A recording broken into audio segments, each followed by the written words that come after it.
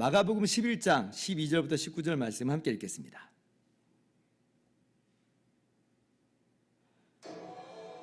이튿날 그들이 베다니에서 나왔을 때 예수께서 시장하시니라. 멀리서 잎사귀 있는 한 무화과 나무를 보시고 혹 그 나무에 무엇이 있을까 하여 가셨더니 가서 보신즉 잎사귀 외에 아무것도 없더라. 이는 무화과의 때가 아니니라. 예수께서 나무에게 말씀하여 이르시되 이제부터 영원토록 사람이 내게서 열매를 따먹지 못하리라 하시니 제자들이 이를 듣더라. 그들이 예루살렘에 들어가니라. 예수께서 성전에 들어가사 성전 안에서 매매하는 자들을 내쫓으시며 돈 갚는 자들의 상과 비둘기파는 자들의 의자를 둘러엎으시며 아무나 물건을 가지고 성전 안으로 지나다님을 허락하지 아니하시고 이에 가르쳐 이르시되 기록된 바 내 집은 만민이 기도하는 집이라 칭함을 받으려고 하지 아니하였느냐. 너희는 강도의 소굴을 만들었도다. 대제사장들과 서기관들이 듣고 예수를 어떻게 죽일까 묻게하니 이는 무리가 다 그의 교훈을 놀랍게 여김으로 그를 두려워함이라. 그리고 날이 저물매 그들이 성 밖으로 나가더라. 아멘. 할렐루야.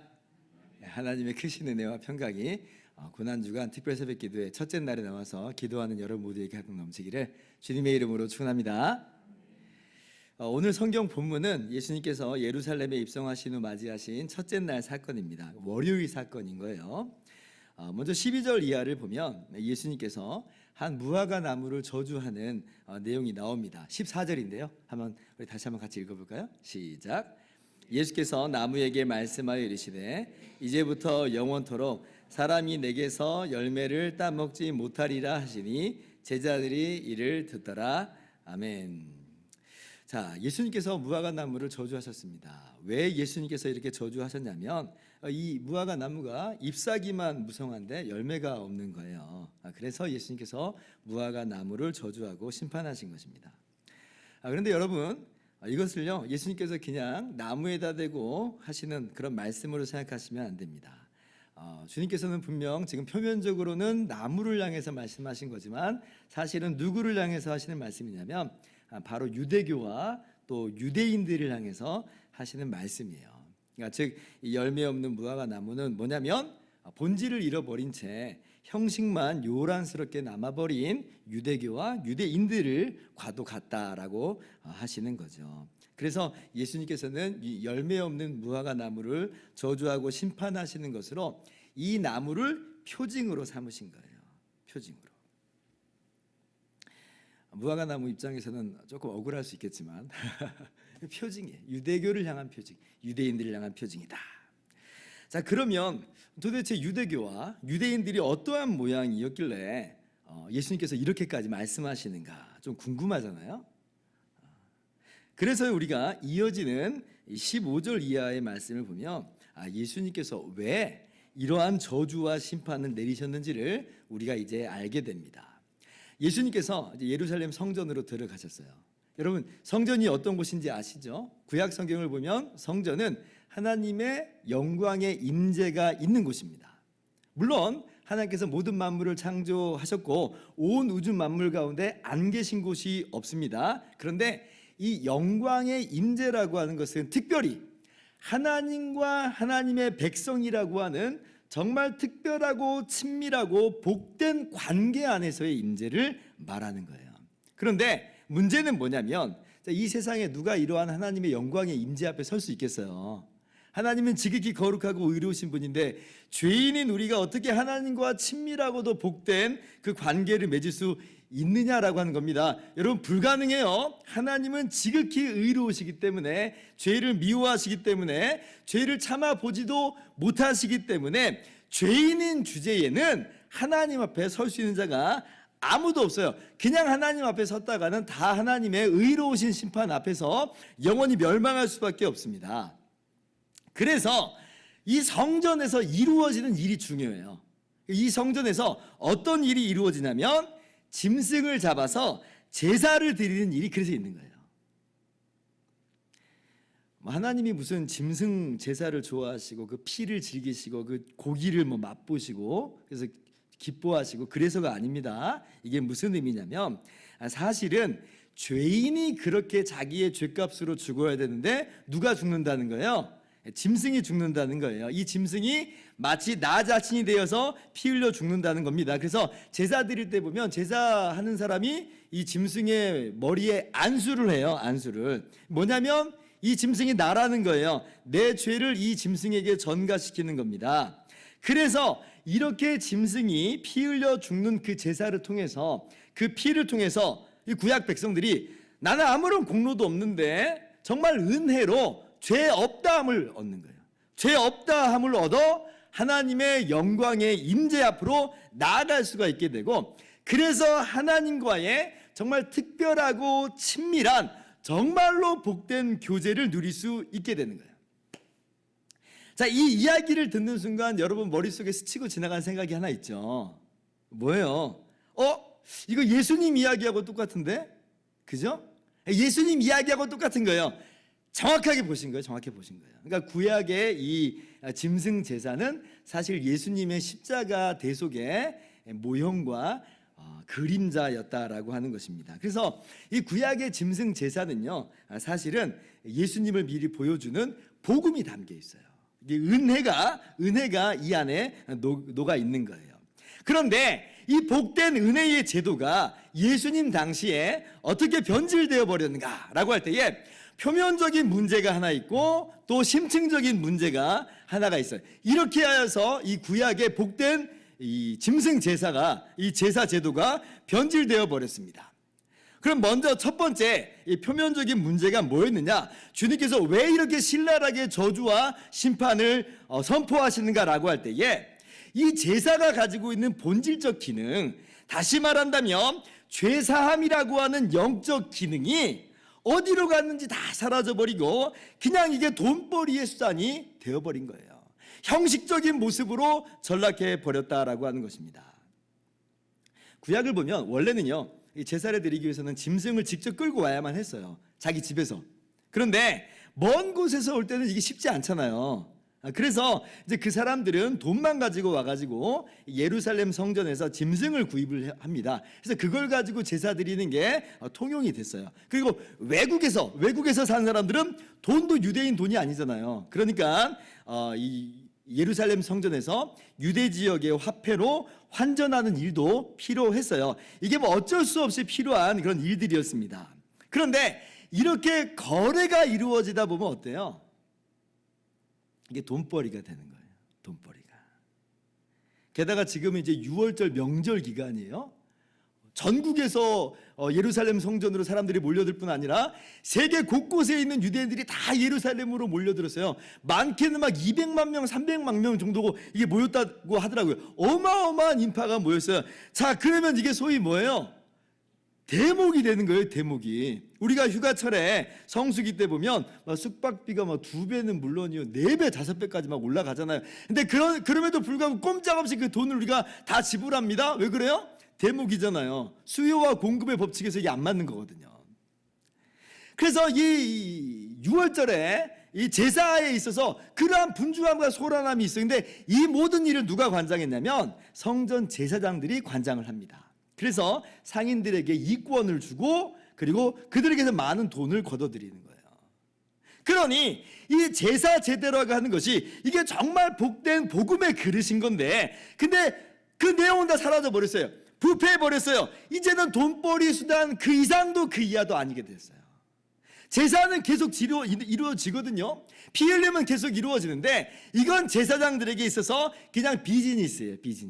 비즈니스가 되어버렸고, 제사 드린 사람은요, 이 정신없이 이 요란함과 부산함 속에서 그냥 제사했다만 남는 거예요. 나 제사 드렸어. 엄청나게 많은 짐승 제사가 드려지고 엄청난 피가 뿌려졌지만 아무런 의미가 없는 거예요. 이 안에서 정말 나는 죄인입니다, 우리는 죄인입니다 라고 하는 진정한 고백은 사라지고 우리의 죄와 연약함을 용서하시는 하나님의 은혜를 경험하는 것은 다 없어져 버린 거예요. 그냥 종교 행위만 남은 거죠. 이게 뭐예요? 잎사귀만 무성하고 열매는 없는 무화과 나무의 모습이에요. 행위는 남아있거든요. 요란하거든요. 화려하거든요. 그러나 그 안에는 내용물이 없는 거예요. 그래서 예수님이 이거 다 엎어버리신 거예요. 껍데기만 있는 종교성은 아무런 의미가 없다는 겁니다. 여러분, 우리가 이 말씀을 통해서 우리의 신앙생활을 돌아볼 수 있기를 바랍니다. 우리는 정말 하나님의 영광의 임재를, 하나님과의 친밀하고 복된 그 특별한 관계를 정말 사모하고 정말 기뻐하고 있는가? 그것이 정말 우리의 신앙의 본질을 차지하고 있는가?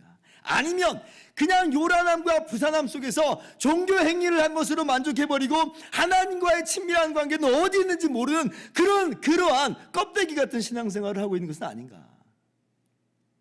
하나님 앞에서 우리가 얼마나 죄인인 줄을 깨닫고 인정하고 나아가는가? 그래서 예수님의 십자가 보배로운 피가 나의 모든 죄를 다 사하여 주셨음을 믿고 감사함으로 정말 예수님만으로 만족하고 있는가? 아니면 우리의 죄는 보지 못한 채 세상의 것들로 만족하고 있고 세상의 것으로 만족하기를 원하고 세상 자랑 늘어놓기 바쁘고 그렇게 신앙생활하고 있는가? 혹시 우리 마음 가운데 온갖 오물과 더러운 것들이 세상 정욕이 덕지덕지 붙어 있는 채로 우리가 아무 문제의식 없이 살아가고 있는 것은 아닌가? 오늘 예수님께서 성전을 깨끗하게 하시는 것으로 우리 가운데 말씀하시는 바는 뭐냐? 그러한 우리의 마음을 깨끗하게 하기를 원하신다는 거죠. 지금 주님께서 여러분의 마음을 싹 뒤엎고 계세요. 17절, 내 집은 만민이 기도하는 집이다. 우리의 마음이, 성전된 우리의 인생이 어떠한 모습이 되기를 원하시는가? 기도하는 집이다. 여러분의 마음과 삶이 주님 안에서 깨끗하여지고 정리되고 정돈되는 역사가 있기를 주님의 이름으로 축원합니다. 자, 그리고 두 번째 심층적인 문제가 있다고 그랬어요. 두 번째 심층적인 문제가 있어요. 간단하게 한번 말씀드릴게요. 그게 뭐냐면, 자, 유대교와 유대인들이 이 제사제도 자체로 만족해 버렸다는 거예요. 여기에만 몰두해 버렸기 때문에 이 제사와 율법 준수가 나의 행위와 나의 의로 변질되어 버렸습니다. 원래 제사라고 하는 것은 죄를 깨닫고 인정하고 고백하는 거예요. 그래서 오직 하나님께서 주시는 죄사함의 은혜를 구하는 것인데, 근데 뭐예요? 나는 제사 드렸다는 겁니다. 제사 자체가 나의 행위와 나의 의가 돼버렸어요. 그래서 이 유대인들이 이러한 제사제도 자체로 만족해버리고 안주하게 되다 보니까 나중에 유대인들을 보면 어때요? 제사가 정말 가리키고 있는 원형인 예수님의 십자가 희생을 전혀 깨닫지 못하잖아요. 거절해버려요. 그리고 우리는 계속 제사 드리겠다는 거예요. 그 짐승 제사가 뭔데? 하나님 앞에 무슨 의미가 있다고? 예수님의 십자가 희생이 아니면 짐승 제사는 아무런 의미가 없는 것인데, 근데 실체가 왔음에도 불구하고 그림자가 진짜인 줄 알고 그것 붙들고 살아갔다는 거죠. 여러분 한번 생각해 보세요. 예수님께서 오늘 성전을 깨끗하게 하신 이유가 그래서 앞으로 짐승 제사 잘 드리라고 그렇게 깨끗하게 하신 걸까요? 아니잖아요. 짐승 제사 제도 자체만 보고서 안주하고 있는 그들의 잘못된 시선을 오늘 주님께서 싹 뒤엎고 계시는 거예요. 그 짐승 제사 제도의 실체가 되시고 원형이 되시는 예수님의 십자가 희생을 바라보게 하세요. 예수님만을 바라보게 하시는 거예요. 그래서 오직 예수 그리스도의 보배로운 피로만 우리가 죄 용서함을 받아 하나님의 영광의 임재 앞으로, 은혜의 보좌 앞으로 나아갈 수 있음을 깨닫게 하시는 것이 오늘 성전을 깨끗하게 하시는 주님의 모습인 것입니다. 우리 신앙생활을 다시 한번 점검하고 적용해 봅시다. 자, 그렇다면 예수님 외에 우리가 다른 것을 의지하고 다른 것을 붙들고 그렇게 해서 그것 가지고 하나님 앞으로 나아가려고 한다면 그거 다 치워버리셔야 돼요. 다 치워버려야 돼요. 예수님이 그거 다 엎으세요. 예수님이 지금 구약의 짐승 제사 제도도 다 엎으셨는데 그거 내버려 두셨어요? 주님은 그거 다 엎으시는 거예요. 주님은 그런 거 요구하시지 않아요. 오히려 그런 것들이 걸림돌이 됩니다. 하나님의 은혜의 보좌 앞으로 나가는데 예수님의 십자가 외에 우리에게 다른 어떤 게 필요하겠어요? 아무것도 필요하지 않아요. 오직 예수님의 십자가 보혈만으로 우리는 하나님의 은혜의 보좌 앞으로 나가는 것이고 영광의 임재 앞으로 나가는 거예요. 그런데 예수님 외에 우리가 다른 것 붙드는 순간 그게 저주의 순간이에요. 그게 저주의 순간이에요. 그게 내 선행이든지 그게 내 노력이든지 혹은 다른 사람이든지 그 어떤 것이든지 주님을 의지하지 않는 것은 전부 다 주님께서 용납하시지 않습니다. 다 치워버리시는 거예요. 여러분, 우리는 아무런 의의가 없습니다. 우리의 모든 노력과 선행과 그 무엇으로도 우리를 하나님 앞에 세울 수 없어요. 그러나 예수님께서 우리를 위해서 이 땅에 오시고 우리를 위해서 대신 피 흘리심으로 말미암아 우리의 중보자가 되어 주셨습니다. 그래서 우리가 예수 그리스도의 이름으로 기도할 때, 예수 그리스도의 공로만을 의지하면서 나아갈 때에 하나님은 언제나 우리의 아버지가 되어주시고 하나님은 언제나 우리를 만나주시고 변함없는 은혜로 충만하게 하십니다. 믿으시기 바랍니다. 오늘 말씀을 통해서, 이 고난주간 첫째 날을 통해서 이러한 진리를 깨닫고 우리의 삶 속에 적용하시길 바랍니다. 오직 우리의 구원자와 주인 되어주신 십자가에 달리신 주님만을 바라보시며 그 주님을 의지하며 하나님의 영광스러운 임재를 충만하게 누리시기를 주님의 이름으로 축원합니다.